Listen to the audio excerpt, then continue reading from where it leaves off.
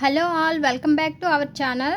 చూడండి, నేను బయాలజీ పెడుతున్నానండి. ఎయిత్ క్లాసు న్యూ సిలబస్లో సెమ్ 1 సెమ్ 2 ఉన్నాయండి. ఒక్కొక్క దాంట్లో 4 లెసన్స్ అయితే ఉన్నాయి. ఫస్ట్ సెమ్ 1 చూద్దామండి. విషయ సూచిక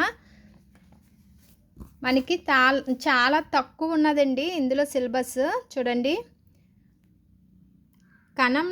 కణం నిర్మాణం, విధులు, సూక్ష్మజీవులు, స్నేహితులు, శత్రువులు, పంట ఉత్పత్తులు, యాజమాన్య పద్ధతులు, జంతువులలో ప్రత్యుత్పత్తి, పదకోశం, అవి ఉన్నాయండి లెసన్స్ అయితే.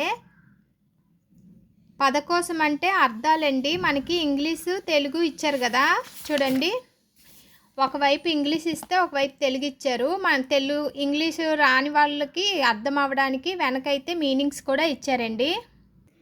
ఇలా ప్రతిపదానికి మనకి అర్థాలు అయితే ఇచ్చారు. ఇదిగోండి, సెల్ అంటే కణమని, సెల్ మెంబ్రేన్ అంటే కణత్వచం అని, అన్నీ విడివిడిగా చక్కగా అర్థాలు కూడా ఇచ్చారు మనకి.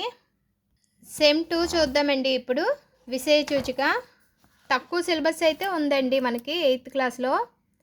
కౌమార దశ, మొక్కలు, జంతువుల సంరక్షణ, వాయు జల కాలుష్యం, ఇందులో గ్లోజరీ. ఇందులో 3 లెసన్లు, అందులో 4 లెసన్లు అయితే ఉన్నాయండి, అంతే ఉన్నాయి. బయాలజీ చాలా సింపుల్ అండి 8th క్లాస్ అయితే. టెట్ అండ్ డిఎస్సికి ప్రిపేర్ అయిన వాళ్ళు నెక్స్ట్ వీడియోలో చూడండి, మొత్తం సిలబస్ అయితే పెడతాను. ప్రీవియస్లో తెలుగు మీనింగ్స్ అన్నీ ఉన్నాయండి, తెలుగు గ్రామర్ అది చెక్ చేయండి. ఈ వీడియో నచ్చినట్లయితే లైక్ చేయండి. Bye friends.